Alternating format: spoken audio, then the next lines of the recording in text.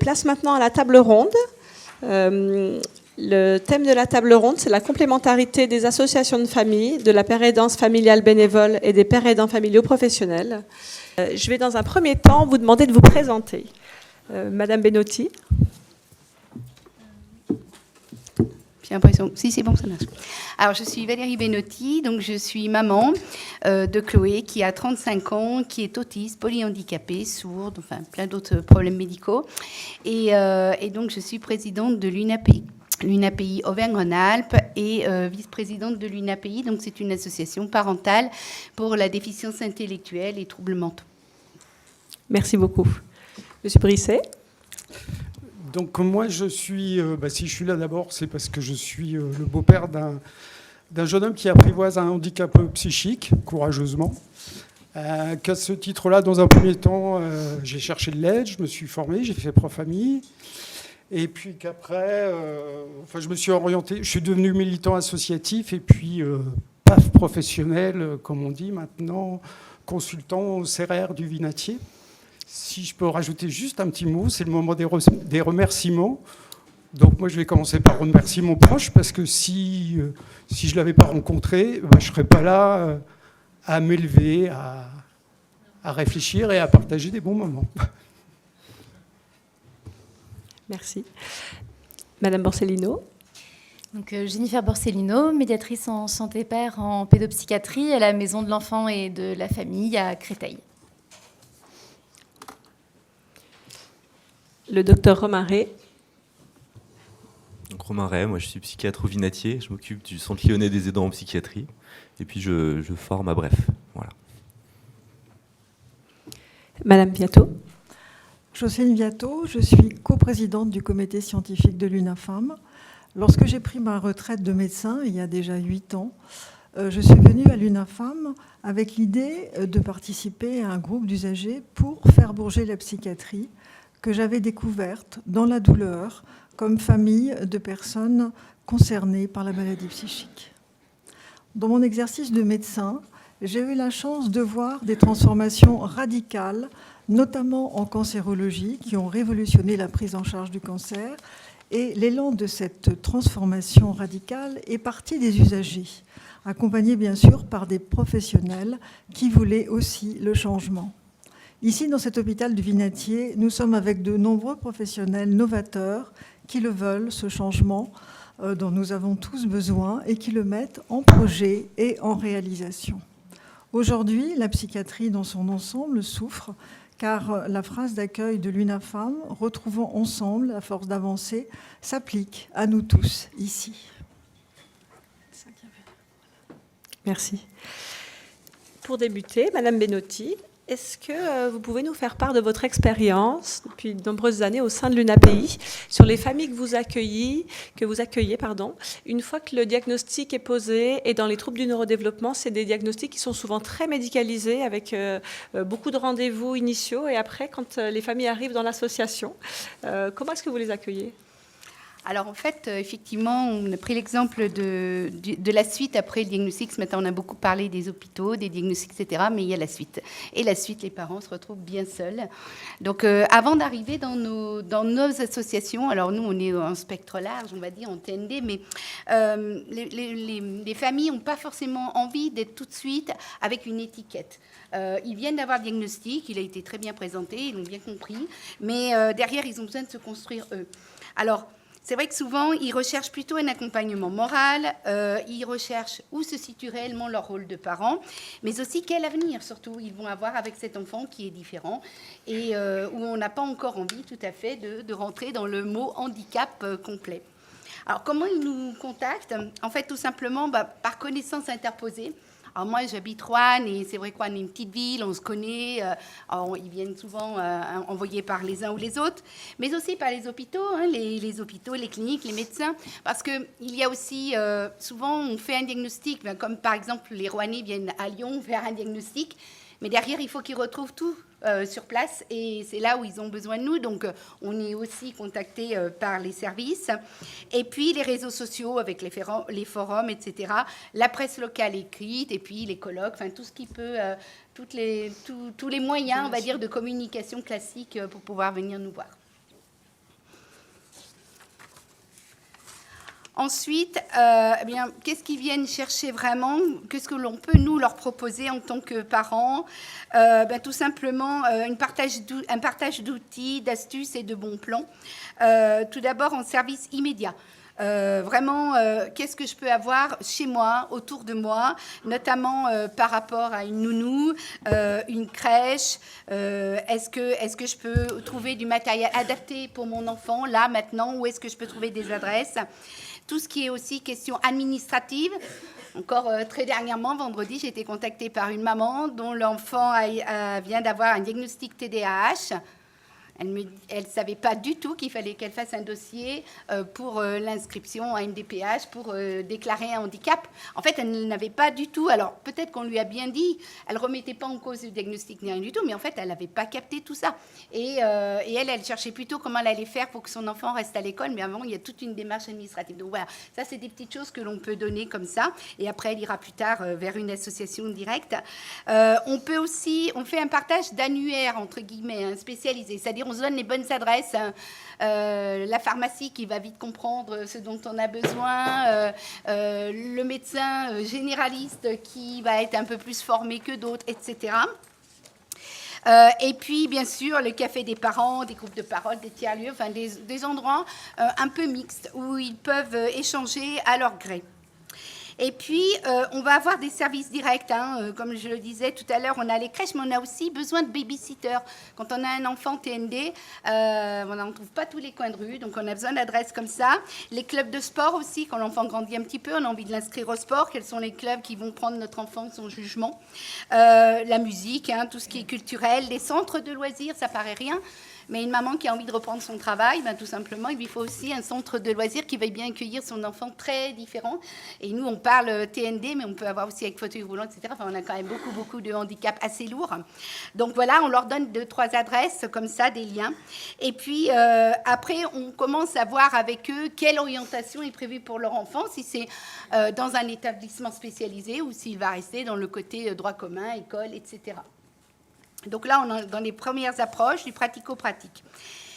Et puis ensuite, on va aller sur le parcours de vie. Parcours de vie, qu'est-ce que c'est être parent? Alors tout d'abord, les premiers pas. Donc on va rechercher le répit, des groupes de loisirs, de l'accueil de jour. Donc là, on rentre déjà dans le milieu associatif, on est déjà un peu plus intégré. On va chercher aussi des internats séquentiels, des séjours de vacances adaptés, des choses comme ça. Donc tout ça, nos associations peuvent le fournir sans problème. Là, on est déjà adhérent à l'association dans ces cas-là.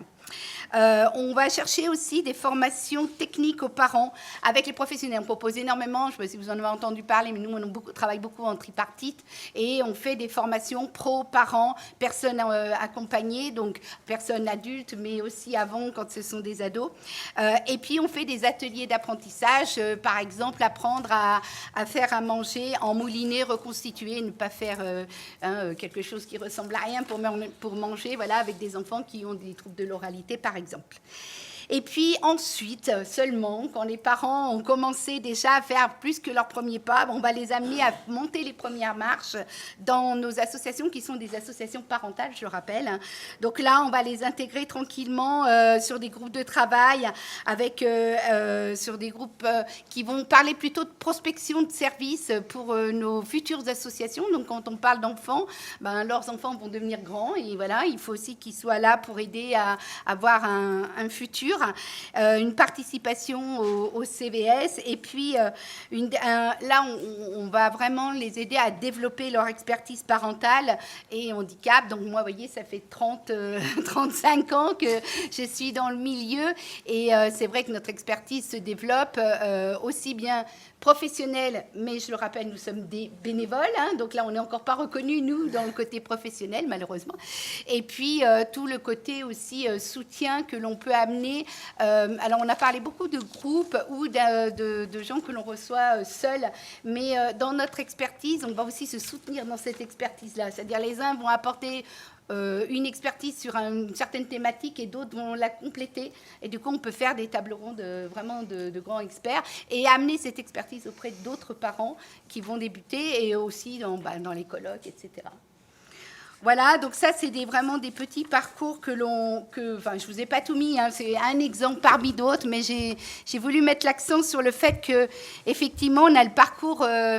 j'irais dans l'hôpital, et puis on a le parcours hors hôpital. Et là, on a vraiment besoin d'avoir un lien, parce que franchement, les parents, on se retrouve, alors je dis on, parce que je l'ai vécu comme tous, hein, on se retrouve à un moment, on est seul. Réellement seul, et on est dans une jungle, parce que malgré le 2024 d'aujourd'hui, je pense qu'on a encore beaucoup de choses à décréter dans la simplicité, et voilà, on a besoin de se soutenir là-dedans pour éviter de perdre du temps, éviter de se décourager, donner de l'espoir, et puis vivre avec notre enfant tout ce qu'on a à vivre avec lui et le faire devenir adulte, et nous reprendre notre rôle de parents, de femmes, d'hommes, voilà, et de pouvoir retravailler si on le peut. Merci beaucoup. Je vous en prie. C'est effectivement une très belle illustration.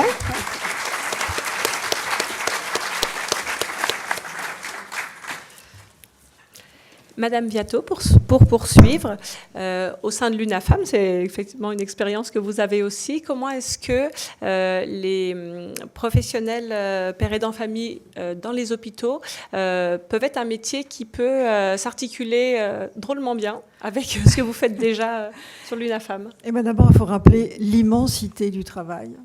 3 millions de familles sont impactées par la maladie psychique sévère d'un proche et ont besoin d'aide.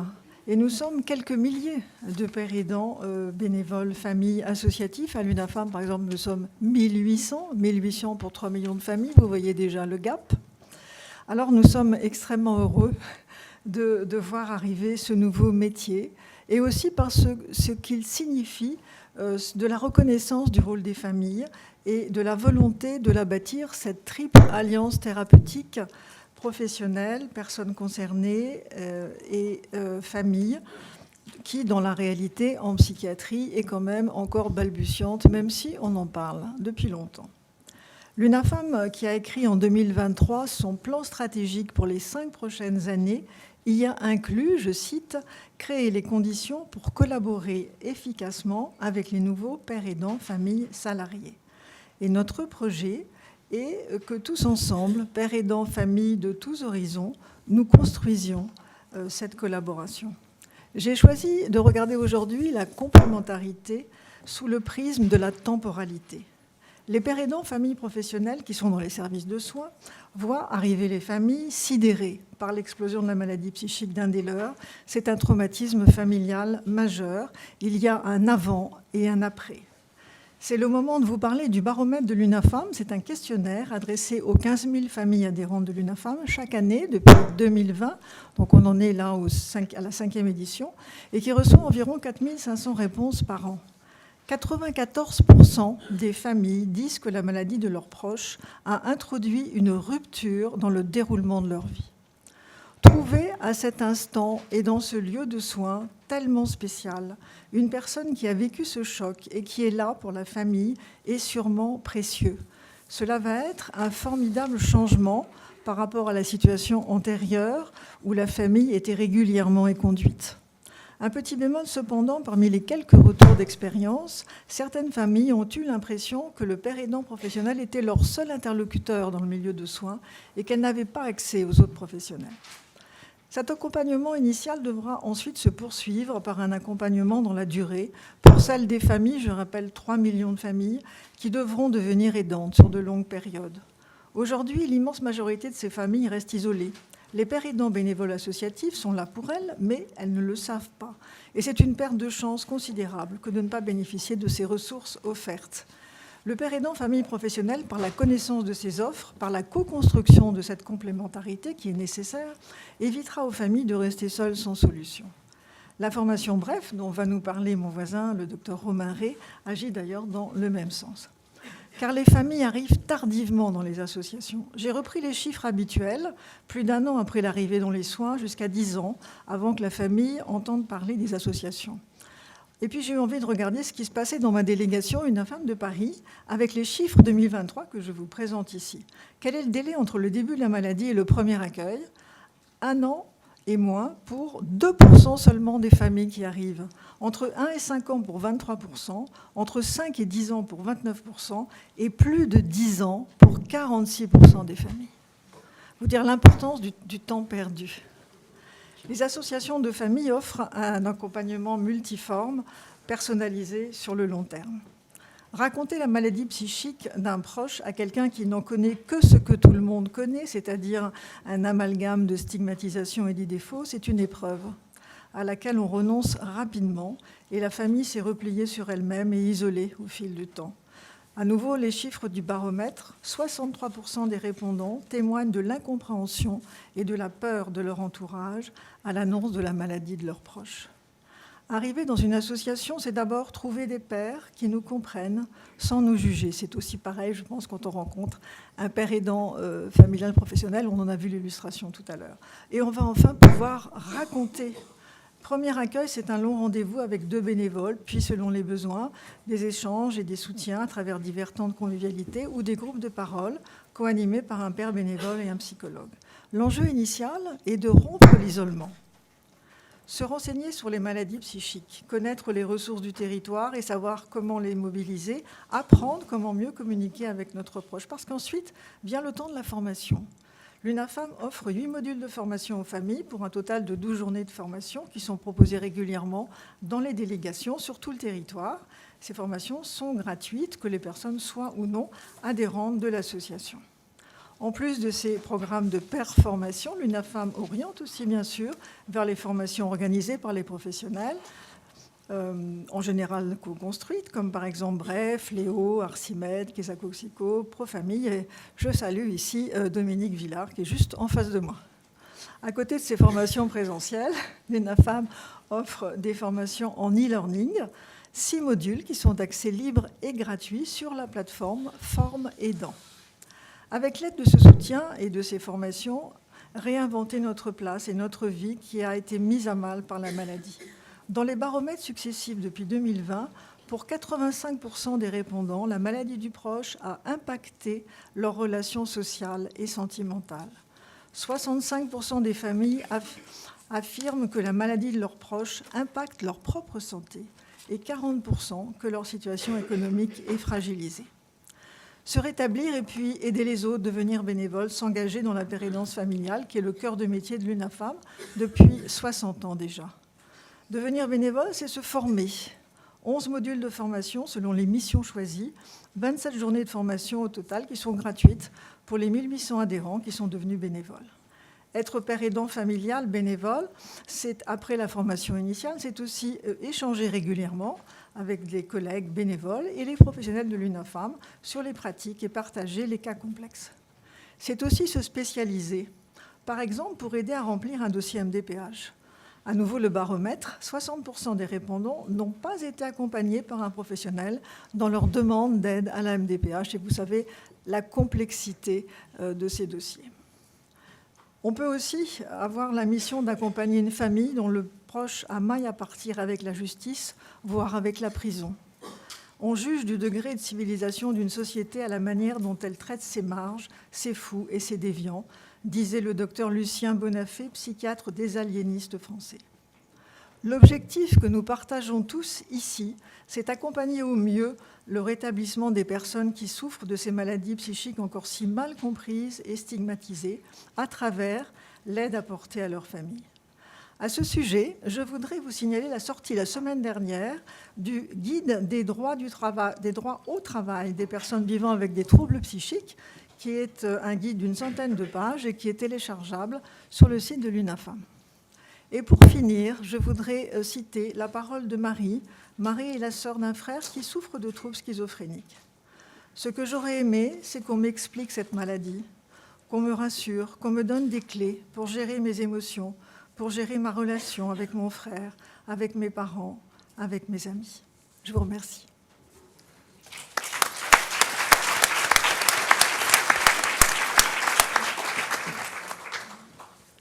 Merci. Vous avez toutes les deux illustré la complémentarité dans le temps. Je vais proposer au Dr Ray de pouvoir illustrer aussi la complémentarité dans l'espace, à l'échelle nationale, soyons modestes, concernant le programme BREF. Ça marche. Ok. Je vous ai préparé quelques diapos pour rappeler ce qu'est Bref et le levier qu'on essaye d'actionner à travers Bref, et puis ensuite quelques ingrédients qui probablement en ont fait le succès. Donc cette diapositive, elle fait complètement écho aux propos introductifs que vous avez entendus ce matin. C'était Monsieur Paul qui nous rappelait que la situation en France est complètement paradoxale et tout le contraire finalement des recommandations internationales. C'est-à-dire que alors qu'on devrait accompagner toutes les familles et les accompagner le plus tôt possible, ben on en accompagne une faible proportion et souvent beaucoup trop tard. Alors c'est une situation qui est paradoxale parce que sur la diapositive suivante, on a déjà beaucoup de ressources. Vous voyez que ces ressources, elles composent un parcours et que le parcours des aidants, il a une originalité, c'est qu'il est proposé par le sanitaire, mais pas seulement et surtout pas complètement. Il est aussi beaucoup organisé par les associations de famille. Donc c'est ce que j'ai essayé de vous faire apparaître sur cette diapositive. Vous voyez les programmes de psychoéducation. J'ai mis Profamille, j'ai mis Léo, j'ai mis Connexion familiale. Il y en a d'autres. Et puis j'ai aussi fait apparaître l'UNAFAM, mais j'aurais pu faire apparaître les autres associations de famille pour montrer que c'était des lieux de ressources avec beaucoup de services et d'offres d'accompagnement qui sont de très grande qualité. Et donc ce qui est très paradoxal, c'est que malgré cette offre de parcours qui est disponible, eh bien malheureusement les aidants n'en entendent jamais parler ou de façon beaucoup trop tardive. Et donc l'objectif de Bref, c'était justement de ne pas louper une étape critique, c'était de créer un dispositif qui permette de réaliser la connexion, donc c'est la diapo d'après, c'est-à-dire de rencontrer les familles le plus tôt possible, toutes les familles, et de les motiver, de les engager justement sur ce parcours d'accompagnement et de leur permettre de profiter de cette richesse de ressources qui sont déjà existantes. Donc ça c'est la présentation du dispositif, et dans les diapos qui suivent, l'idée c'était de vous partager quelques-uns des ingrédients du succès. Alors selon moi, hein, je pense que le principal ingrédient, c'est que le programme Bref, qui justement est un programme qui vise à réaliser cette étape de connexion, c'est un programme qui a été co-construit. Donc vraiment ce qu'on appelle les innovations participatives, c'est-à-dire créées à la fois par les équipes sanitaires et puis une association de famille qui est l'UNAFAM. Et au-delà de cette étape de construction, de réflexion commune, c'est un projet qui a été complètement déroulé en participatif, de manière collaborative et partenariale. Et donc vous voyez que la manière dont il est disséminé, déployé sur l'ensemble du territoire national, c'est quelque chose qui est réfléchi avec les associations de famille, avec l'UNAFAM. Et puis c'est un programme qui est co-animé, c'est-à-dire qui est coproduit avec les personnes aussi concernées. Donc ça c'est vraiment l'ingrédient du succès, et c'est cette réflexion-là qui nous a permis de créer le format de Bref. Donc je le rappelle pour ceux qui ne le connaissent pas, mais je crois qu'il y a un certain nombre d'entre vous le connaissent, un programme court qui accueille une famille à la fois, qui est co-animé, donc des professionnels de santé ou des professionnels qui interviennent dans le champ de la santé, et un bénévole d'une association de famille. Parfois, on nous dit pourquoi il n'y a pas de bénévoles à chacune des séances. C'est parce qu'il n'y en a pas assez, sinon on les prendrait. Et 3 séances, donc quelque chose de court, justement pour pouvoir être très fortement acceptable et être proposé à un grand nombre de familles. Donc la diapositive d'après, c'est vraiment l'idée que cette réflexion commune, c'est vraiment l'illustration de la complémentarité. C'est-à-dire que quand on crée un programme, du côté des soignants, il y a des bonnes idées, et il y en a tout autant du côté de l'association de famille. Et c'est justement cette rencontre, cet enrichissement mutuel qui permet de développer un format qui est très adapté à la situation. Donc là, je vous ai fait apparaître ce qui fait un certain nombre d'atouts, de force du programme Bref. Sur la partie de gauche, c'est quelque chose qui justement permet d'atteindre un nombre maximum de familles. C'est un programme qui est accessible sans pratiquement aucune restriction, quel que soit le diagnostic, y compris si on ne connaît pas le diagnostic, sans prescription médicale, sur demande spontanée. C'est un programme qui est très court, donc c'est pas très difficile de s'y engager et ensuite d'avoir envie de poursuivre avec des ressources plus complètes. Et puis surtout, c'est un programme qui tire parti à la fois du savoir théorique et puis des savoirs expérientiels des aidants. C'est toute la force du pair à pair. Et c'est vraiment la forme optimale du programme lorsqu'il est comme ça animé à la fois par des professionnels et puis par les bénévoles des associations de famille. Et puis dans sa construction, on a aussi tiré parti de ce qu'est la réalité des choses. Hein. Je crois qu'on le sait tous, la situation française, elle est loin d'être parfaite. Il y a une perte d'attractivité pour la psychiatrie. C'est dommage parce que c'est une discipline qui a plein de potentialités. En tout cas, il faut faire avec cette situation-là, il faut faire avec le fait qu'on n'habite pas tous dans des grandes villes, il y a des déserts médicaux. Donc bref, on l'a aussi construit pour pouvoir être implémenté dans la diversité des structures, pas uniquement dans les grands hôpitaux. Et donc on l'a construit pour être peu gourmand en ressources humaines et pas très chronophage et en cohérence avec les compétences qui existent un peu partout. Et donc en fait, bref, c'est vraiment une organisation qui permet aux professionnels de santé, aux bénévoles d'associations de famille, de tirer parti au maximum de toutes leurs compétences. Un autre bénéfice, c'est vraiment que dans Bref, souvent quand on parle de Bref, on parle du programme de psychoéducation, mais en fait, Bref, c'est un modèle. Et quand vous instaurez Bref, vous instaurez le programme et ensuite, rapidement, vous instaurez un partenariat opérationnel. Vous créez un vrai lien, pas juste un lien théorique, mais un lien pratique qui se déploie et qui s'enrichit jour après jour avec les associations de famille, avec l'UNAFAM. Et donc ça aussi, c'est une des forces du programme, c'est qu'au-delà de simplement animer un programme, vous vous liez avec des partenaires qui sont des partenaires clés et indispensables pour nous, les professionnels de santé, qui sont les familles et les bénévoles et les associations. Et je pense que aussi une des réussites, c'est qu'on s'appuie sur un terrain qui a été, on va dire, construit avant nous. Donc, sur cette diapositive qui peut paraître un peu compliquée, l'idée c'est de dire que Bref, ça fonctionne aussi très bien parce que les associations ont fait déjà un immense travail avant nous. Elles ont créé un maillage national, elles sont présentes un peu partout. Et donc on s'appuie sur cette grande force, sur la grande richesse de tout ce qu'ils offrent pour justement permettre aux aidants de continuer d'avancer dans un parcours. Et au-delà de ce terreau fertile dont je vous parlais, qui a été construit par les associations de famille, on s'appuie aussi sur d'autres réseaux qui ont construit les choses avec nous, avant nous, et qui ont permis que les choses se déploient. Et je pense en particulier au réseau Pro-Famille, qui a vraiment participé à acculturer, à faire introduire la psychoéducation pour les aidants en France, et puis à tout le réseau Réhab qui nous a beaucoup aidé aussi dans tout ça. Et pour terminer, voilà, la note d'espoir, c'est de dire que quelque chose de très simple, mais de co-construit, et donc de très pertinent, c'est quelque chose qui peut rencontrer pas mal de succès. Et donc vous voyez que Bref, c'est quelque chose qui s'étend spontanément, il y a une vraie dynamique. On a formé beaucoup de monde en France, on est présent dans à peu près tous les départements. Vous voyez que chaque jour, on a des nouveaux centres qui nous disent qu'ils sont fonctionnels, qu'ils accueillent des familles. Ici au Vinatier, pratiquement tous les pôles se sont dotés d'une version de Bref, donc on est vraiment très fiers de tout ça. Et pour terminer, dans la dernière note d'espoir, c'est que on sait désormais, alors on sait depuis 1 an qu'on va être accompagné par le ministère, mais au départ on se demandait si c'était pas simplement des vaines paroles ou des promesses, et on sait que le mois prochain paraîtra une instruction qui va donner à chacune des ARS en France des moyens pour continuer à déployer Bref et surtout pour permettre que ce programme-là soit pérenne. Et dans la compréhension fine qu'ils ont eue du modèle, ces moyens vont être à la fois pour les établissements sanitaires, mais aussi pour l'UNAFAM, pour les associations de famille. Et donc ça, c'est vraiment une belle illustration de comment on peut concrétiser les choses en tirant parti de vraiment la force de chacun.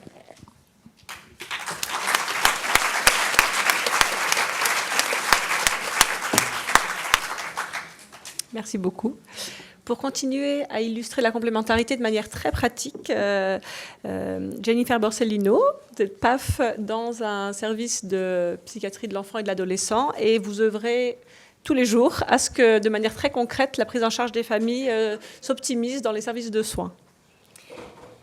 Oui, tout à fait, c'est exactement ça. Et c'est vrai qu'au niveau d'aider les familles, je le vois vraiment à 2 niveaux. En étant au sein même de l'équipe, il y a l'aide directe, bien sûr, que je peux apporter à mes pairs, donc aux familles que j'accompagne. Et il y a toute l'aide indirecte qui est procurée par le fait de faire partie de l'équipe, qui est que je peux faire petit peu bouger les choses, faire évoluer les équipes ou faire évoluer des situations sans même rencontrer en fait au final les familles. Des fois, rien que dans une réunion d'équipe, de parler de quelqu'un et de pouvoir apporter juste mon regard de personnes concernées familialement, ça permet aux professionnels en fait tout simplement de voir la situation sous un angle différent et de peut-être être différent quand il recevra la famille à son tour. Et c'est vrai que parfois, je peux voir des situations où au final, les familles n'ont aucune idée de qui je suis. Je ne les ai jamais rencontrées techniquement non plus. Et pourtant, le fait d'avoir acculturé l'équipe, d'avoir fait un peu percevoir les choses différemment, avoir changé un petit peu leur perception des choses, peut amener en fait un changement de prise en charge. Donc je trouve ça assez incroyable, assez motivant. Des fois, par exemple, c'est d'apprendre un droit ou une possibilité, un recours existant à l'équipe, et ils se mettent à le proposer directement aux familles, même que je n'ai pas forcément eu le temps ou la possibilité de rencontrer. Donc c'est quelque chose que je trouve quand même assez précieux en étant dans l'équipe directement. Il y a vraiment un changement de regard qui s'opère, même dans les personnes qui étaient déjà très ouverte dès mon arrivée, ça donne tout de suite effectivement quand même un regard plus concret. C'est vrai que rien qu'en étant en salle de pause autour d'un café, en discutant de comment s'est passé mon week-end, des fois ça peut changer en fait leur perception d'une situation et comment ils vont aller parler à une famille une semaine après. Il y en a beaucoup qui m'ont déjà dit oui, je me rendais pas compte effectivement à quel point ça pouvait être prenant, ou à quel point c'était compliqué, ou à quel point des fois on se retrouvait dans des situations administratives complètement ubuesques. Moi, je pensais que c'était les gens qui ne savaient pas faire ou qui n'osaient pas me dire. Et de par mon expérience, de leur montrer mon quotidien de famille concernée, ils arrivent à percevoir les choses différemment. Et c'est vrai que les choses se mettent en place, du coup, différemment, même pour les familles que je ne rencontre pas. Alors, bien sûr, celles que je rencontre, c'est encore plus direct. Généralement, je le vois rien que dans leur regard. Tout de suite, je vois bien la différence quand je donne mon métier. Généralement, oui, bon, ils n'ont pas forcément compris. Et quand d'un coup, il y a vraiment cette notion, généralement, ça vient avec la phrase un peu, oui, non, mais je vois, je sais, j'ai un fils aussi, ou j'ai déjà rempli un dossier MDPH pour mon enfant, je vois très bien ce que c'est. Tout de suite, ça change un petit peu de regard. Ils relèvent la tête, ils me regardent vraiment dans les yeux en me disant « Ah oui, donc vous me comprenez ».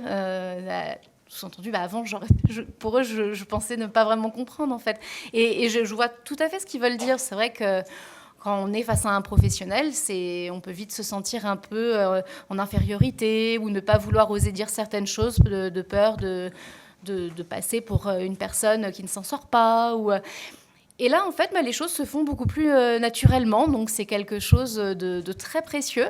C'est quelque chose aussi qui donne quand même une certaine légitimité aux familles, que je sois institutionnellement prévue, en fait, dans l'équipe, que je sois pleinement salariée comme mes collègues, que je reçoive une paye comme mes collègues. C'est quelque chose qui donne une valeur un petit peu différemment, même au sein des autres institutions.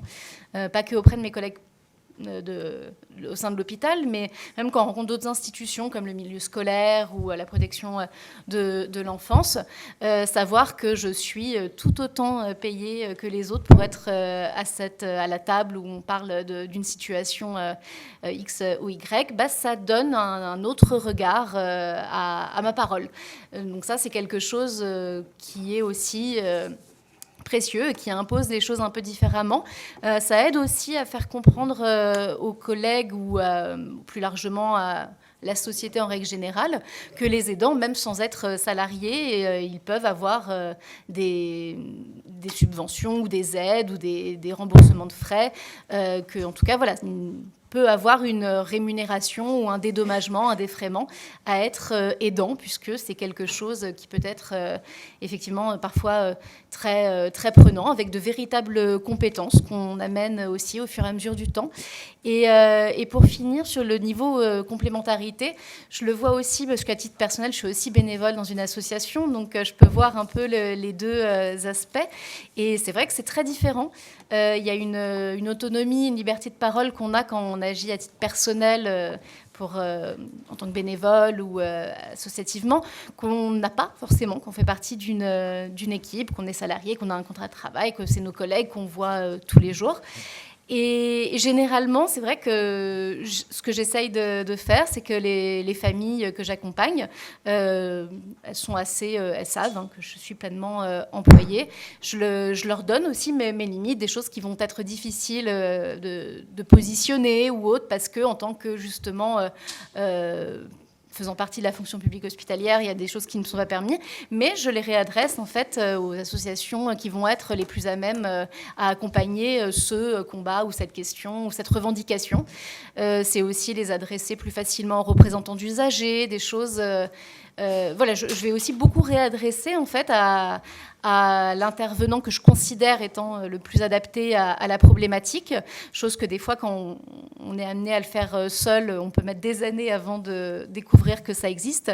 Moi, c'est quelque chose que j'ai assez en réflexe et où je suis consciente aussi des limites qu'on a quand on est donc employé. Et inversement, quand je suis dans ma casquette bénévole, je me rends bien compte qu'il y a des choses où je peux être un peu prise à la légère parce que justement, je ne suis pas pleinement à la même place que les membres employés d'une institution. Et c'est vraiment très intéressant parce qu'au final, on voit bien qu'il n'y a pas de bonne ou de mauvaise solution. Il n'y a pas...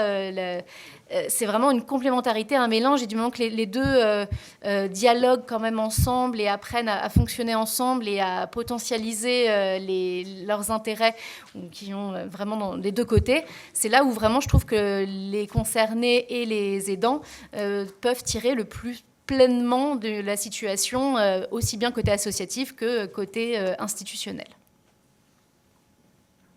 Merci pour ces belles illustrations de la complémentarité.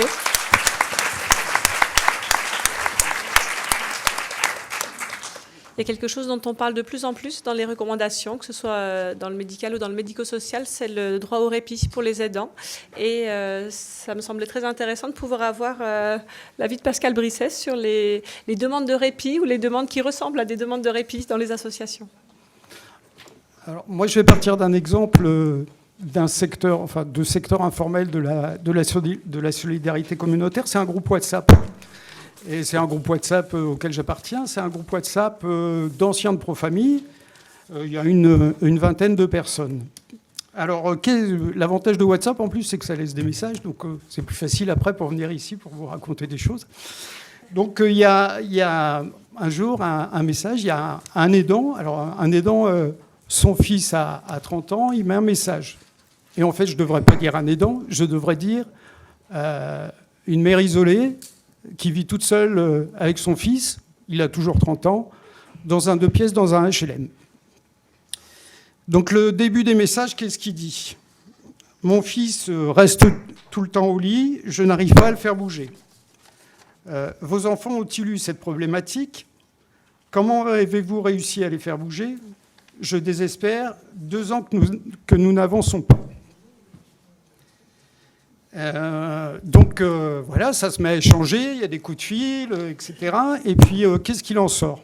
En fait, la personne, elle nous confie que depuis 4 ans, date de la première hospitalisation, en fait, ses seuls moments de répit, c'était les séances pro-famille, et puis les moments conviviaux associatifs autour du groupe WhatsApp. Une estimation en heures, c'est à peu près 200 heures en 4 ans. Le reste du temps, cette personne, elle passe son temps à surveiller son proche. Et quand on est aidant, surveiller, ça veut dire parce qu'on a peur des tentatives de suicide, on a peur des consommations de toxiques, on a peur de la dénutrition, on a peur de l'agressivité des voisins dans un immeuble. Et ce qui est ressorti de notre échange, parce que quand on se met à discuter, forcément, il y a des choses qui bougent, c'est que ces personnes, elle est repartie de ces échanges avec une conviction, c'est qu'elle avait besoin de moments et de moyens de répit, ce qui n'était pas forcément le cas au début. Alors, je vais préciser, je pense que tous les bénévoles associatifs ici, et puis les soignants aussi, je pense que c'est un peu le lot commun de ce qu'on peut entendre. Donc cette personne, elle repart avec cette conviction de besoin de répit, et puis elle décide de demander un rendez-vous avec le psychiatre. Elle a un rendez-vous avec le psychiatre, avec le fils, puisque Enfin, c'est structuré comme ça. Le psychiatre ne veut pas la rencontrer toute seule. Donc, enfin, moi, je n'étais pas là. Et ce qui ressort, et je m'empresse à ajouter, c'est ce qu'elle m'a répété. Donc, ce n'est pas forcément ce qu'a dit le psychiatre. Et voilà ce qu'elle m'a envoyé comme information par SMS après l'entretien. J'ai vu... Non, c'est pas ça qu'il a dit. J'ai vu le psychiatre. Je lui ai dit que j'avais besoin de répit. La réponse est d'attendre que mon fils aille mieux et qu'à ce moment-là, il fera en sorte qu'il puisse aller tous les jours à l'hôpital de jour. Conclusion, j'attendrai que mon fils soit dans une bonne période. 4 ans. Alors, je vais répéter. Il y a peut-être que le psychiatre a dit ça, hein, des mérovingiens de la psychiatrie, ça existe. Mais peut-être pas, c'est peut-être simplement une incompréhension. En tout cas, c'est ce qu'elle a retenu, cette personne, et elle était repartie avec des pistes d'espoir de l'échange informel, et puis au bout du bout, ça retombe.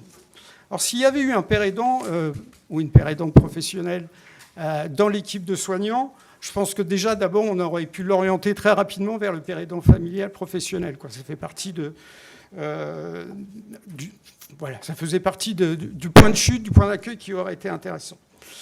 D'autre part, le père aidant professionnel, il aurait reçu tout seul la mère en question. Ça change quand même beaucoup de choses, quoi. Enfin, c'est pas pareil si on a son proche à côté. Enfin, ça libère un petit peu la parole, quoi.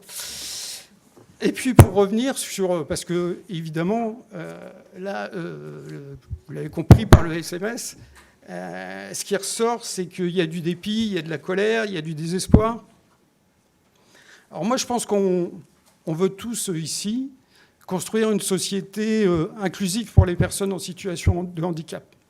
Je pense qu'ici, il y a plein de fans de la réhab, où on pense que la réhab, c'est un outil magnifique pour que les personnes concernées puissent se trouver un parcours d'émancipation. Mais là, on est face à une situation concrète. Il y a 2 personnes qui souffrent, au moins, parce que je pense que les soignants, ça ne doit pas être sympa non plus tous les jours de dire bah, « là, on ne peut rien faire ». Il y a ce parcours d'émancipation, là, il peine à tarder. Ça fait 4 ans que c'est dur, quoi. Donc, il y a quelque chose qui ne démarre pas. Et puis, que ça soit côté associatif, comme côté soignant, bah, on n'a pas la réponse clé en main pour trouver cette solution de répit. Et moi, je vais vous renvoyer la question, puisqu'en plus, je crois que je suis le dernier intervenant. Peut-être qu'un début de réponse, ça serait qu'il y ait une passerelle entre les équipes soignantes et puis le milieu associatif pour commencer à construire cette solution de répit dont cette personne a un besoin urgent. Oui.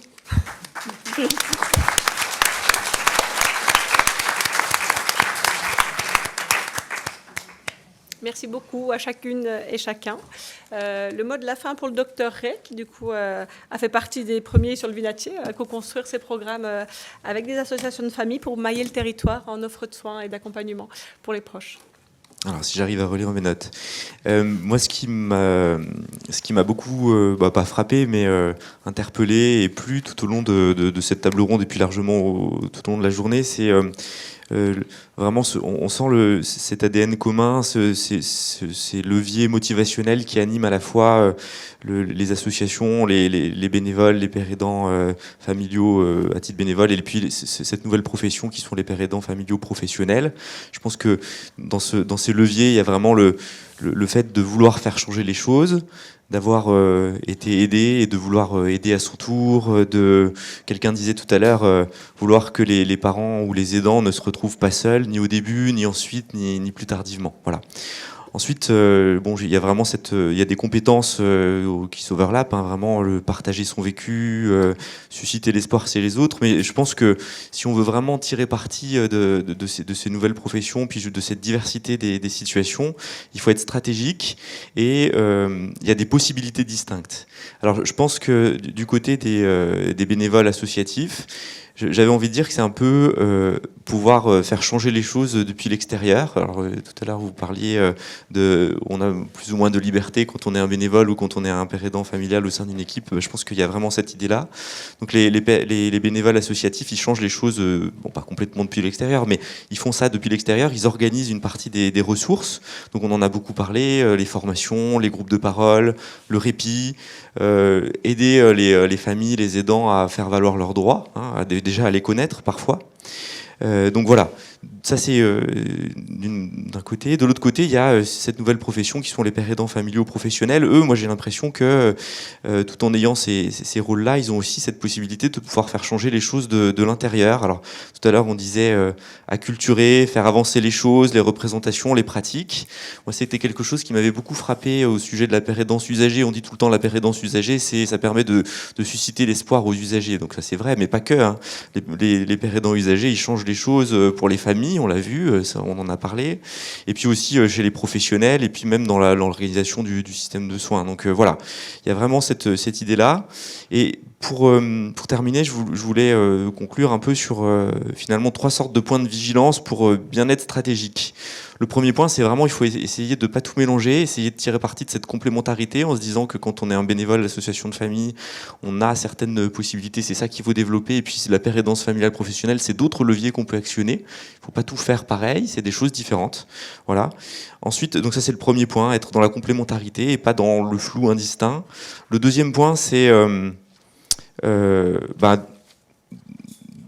trouver des outils pour défendre ce modèle-là. Je pense qu'avoir de la pérédance, c'est naturel pour tout le monde. Je pense que quand il nous arrive quelque chose de très dur, spontanément, on a envie de rencontrer des personnes qui sont passées par là, qui s'en sont sorties, qui peuvent nous comprendre et avec qui on peut échanger. Voilà, c'est quelque chose d'instinctif, on le sent. Reste que pour convaincre nos autorités de tutelle et pour avoir de l'argent, il faut de temps en temps pouvoir dire un peu plus que ça. Et donc je pense qu'il faut aussi qu'on développe des outils, des indicateurs, des choses qui vont nous permettre aussi de mesurer concrètement ce qu'apportent ces nouveaux professionnels dans le champ de la santé. Donc ça, c'est ma deuxième vigilance. Nous, ça nous a beaucoup aidé dans Bref, et je pense que c'est quelque chose qu'il ne faut pas négliger. Et le dernier point, alors ça peut être la conclusion de Caroline, c'est, je pense que ces nouveaux métiers, ils vont aussi créer de nouveaux besoins.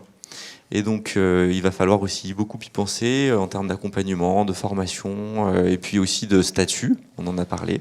Et donc ça, comment faire avancer les choses, ça va être les étapes d'après. Merci.